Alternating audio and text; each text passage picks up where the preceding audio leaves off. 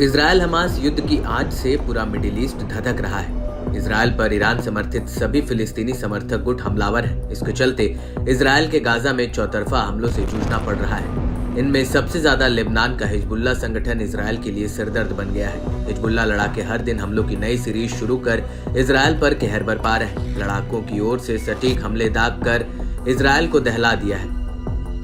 लड़ाके चुन चुन कर इजरायल के सैन्य साजो सामान को अपना शिकार बना रहे हैं। एक बार फिर लेबनान के इस्लामी प्रतिरोधी ने इजरायली सैन्य ठिकानों और मानव युक्त साइटों और वाहनों को निशाना बनाकर कई ऑपरेशन को अंजाम दिया।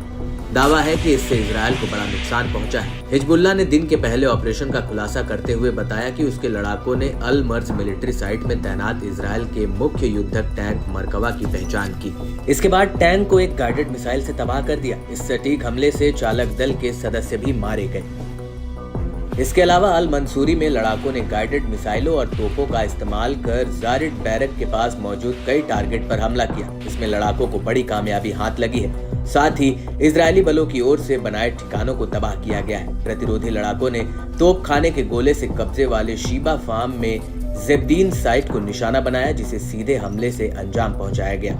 इजरायली हमलों का जवाब देते हुए इस्लामिक प्रतिरोध ने रॉकेटों की बौछार कर अल मनारा बस्ती में एक इमारत को निशाना बनाया। ऐसा दावा है कि इसमें इजरायली सैनिक तैनात थे, जो कि इस सीधे हमले में ढेर हो गए। वहीं अल मनारा में भी ऐसे ही एक हमले में इजरायली बलों को धूल चटाने का दावा किया गया। हिजबुल्लाह लड़ाके यही नहीं रुके। कब्जे वाले कफर चौबा पहाड़ियों में रुइस्मत अल आलम साइट पर निगरानी उपकरणों पर हमला कर उन्हें नष्ट किया। साथ ही इजरायली हमलों के जवाब में हिजबुल्लाह ने मेटुला बस्ती में आईडीएफ की ओर से इस्तेमाल होने वाली 2 इमारतों पर सीधा हमला कर जमींदोज कर दिया।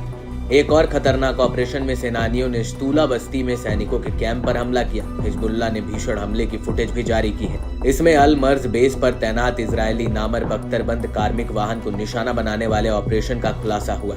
वीडियो में एक सैन्य वाहन को अलमास मिसाइल से सीधे हमला करते हुए दिखाया गया है। ईरान के राष्ट्रपति इब्राहिम रईसी के हेलीकॉप्टर क्रैश में मौत के बाद से बौखलाए हिजबुल्लाह ने अपने हमलों को और तेज कर दिया है। इसके चलते हिजबुल्लाह ने बीट हिलेल में बटालियन 759 के कमांड सेंटर पर फलक रॉकेट से हमला किया, जो कि सीधा हमला बताया गया। वहीं एक तरफा ड्रोन का इस्तेमाल कर आइलेट में 51वीं डिवीजन मुख्यालय पर धावा बोला। साथ ही सीधे इजरायली अधिकारियों और सैनिकों पर सटीक हमला भी किया। हिजबुल्लाह ने दोहराया कि यह ऑपरेशन गाजा के फिलिस्तीनी लोगों और उनके प्रतिरोध के समर्थन तक जारी रहेंगे, जब तक इजरायल जंग के मैदान में घुटने नहीं टेक लेता। इस्लामिक रेजिस्टेंस ने यह भी घोषणा की कि उसके 2 लड़ाके शहीद हो गए।